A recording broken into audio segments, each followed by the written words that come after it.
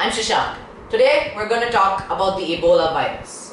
And why this might seem like a touchy topic for some people, it's something that needs to be discussed at all costs. Because Ebola is one disease that we need to eradicate from the world as soon as possible. Now, what is Ebola? Ebola is typically defined as a hemorrhagic fever.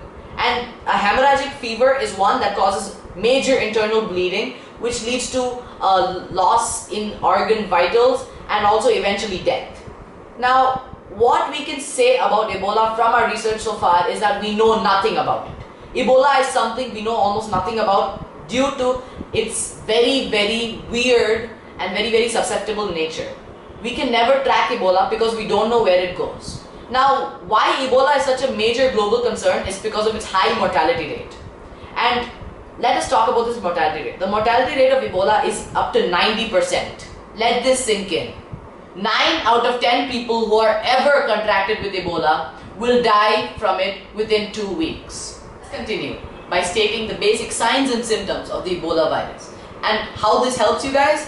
This helps by telling each one of you watching this video, each one of the members of the audience, it tells you if you have the Ebola virus and what you can do about it. So these signs are called symptoms, and these symptoms usually develop between 2 to 21 days of the infection period and the time that symptoms begin to appear. That is, it takes about 2 to 21 days for symptoms to begin appearing. In normal cases, this may take 4 to 10 days as well. Now, Ebola as a specific disease has a telltale symptoms. Now, these telltale symptoms involve feeling tired, feeling anxious, muscle pains, joint pains, and the others. And a very special symptom of Ebola is that rashes develop on various parts of the body.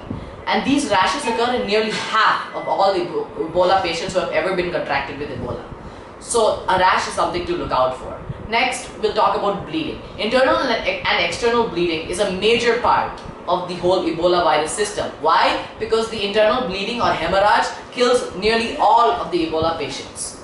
Now, internal and external bleeding can be seen in various ways. Internal bleeding can be viewed on the outside as well. Like you can see internal bleeding on the eyes in the form of capillary bursts and various blood clots in various parts of the body. You can see external bleeding through previous wounds as well. Now, the internal bleeding, why it occurs, let's talk about that. Now, epithelial cells are a type of cell that are present in blood vessels. And the Ebola virus, it attacks these cells primarily because it sees these cells as a specific, very important cell in the whole process of functioning of the human body. Now, these cells are attacked by the Ebola virus and eventually they begin to slowly be taken over by the virus. And these cells, what happens? These cells eventually start to malfunction, leading to an improper amount in the total blood vessel platelet number. And since platelets are vital for blood coagulation starts to go haywire. The blood is not able to properly coagulate, which means that the blood has an improper consistency and eventually it leads to a overall decrease in blood pressure. And which, as you know, low blood pressure can be fatal as well for people. That is another factor which kills many Ebola patients. Now that all of you hopefully have a good idea of what Ebola is and what the signs and symptoms of it are, let's move on to how it enters the cell and how it in general infects the cell. So now we're going to look at cell infection and human infection, and we're going to divide this into 3 parts. The first part is cell entry, the second part is virus replication, and the third part is virus budding. First, let's look at cell entry. Ebola enters the cell through a process that is known as phagocytosis, or eating by the cell. Now the cell, as you all hopefully know, has a plasma membrane that is hydrophobic or that fears water. And most molecules or particles that must enter the cell are polar. So therefore the cell has developed certain ways, phagocytosis is one of them, to let these polar substances enter the hydrophobic cell membrane. So how this works is the cell membrane extends itself, similar to the pseudopodia that amoeba possesses. It extends itself and it completely engulfs the certain object that the cell is engulfing. Once it's engulfed that, usually it is the object is either digested or it is utilized. But in Ebola's case, what happens is that the Ebola eventually moves into the nucleus of the cell and starts its virus replication, starts its eventual takeover of the cell. Now let's talk about the second phase of the viral infection, Ebola's infection in human cells. That is its transcription or replication through viral RNA. And now let's talk about viruses. Viruses are made of single-stranded genetic material, that is RNA or ribonucleic acid, unlike humans and other eukaryotes that are made of DNA. Now, since viruses are made of RNA, viruses are basically neither living nor non-living. That is one of their characteristics. And since they are either non-living or living, like we discussed before, they are made up of viral proteins. Some of these proteins are VP24, VP30, VP40, and etc. Now, these viral proteins, one very important one of them is called the polymerase complex or complex L. And this complex L, after the entry into the cell through phagocytosis, as we've seen before, after the virus has entered the cell, this specific complex L binds to the leader of the genome leader in the nucleus of the human cell.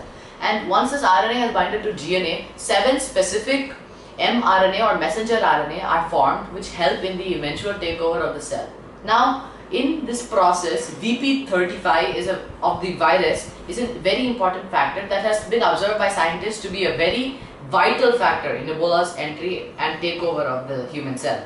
And VP24, another viral protein, interestingly, it has been shown to inhibit the process of viral transcription and entry.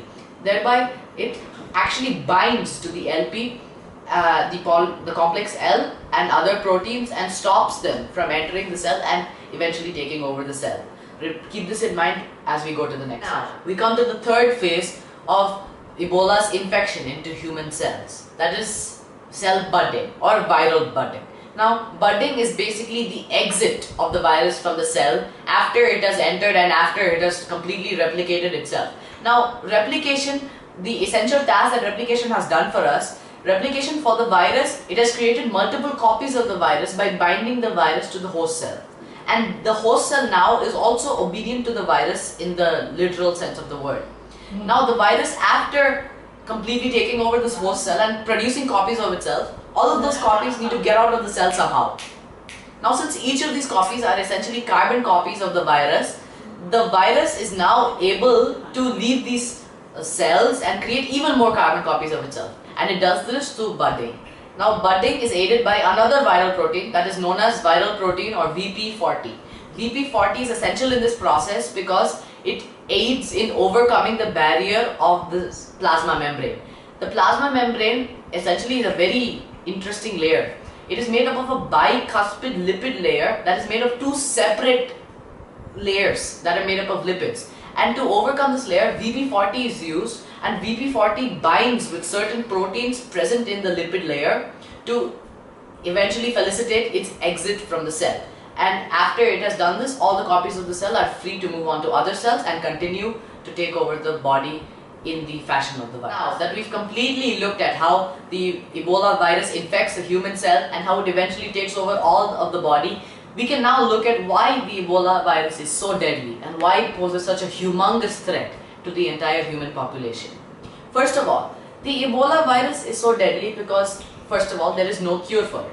No vaccine is available and no antibiotics can be given because viruses aren't affected by antibiotics. Next, the most important feature of Ebola is that it acts like the human immunodeficiency virus or HIV virus, in that it first weakens the immune system completely and then uses the body's weakness as an excuse to take over the rest of the body.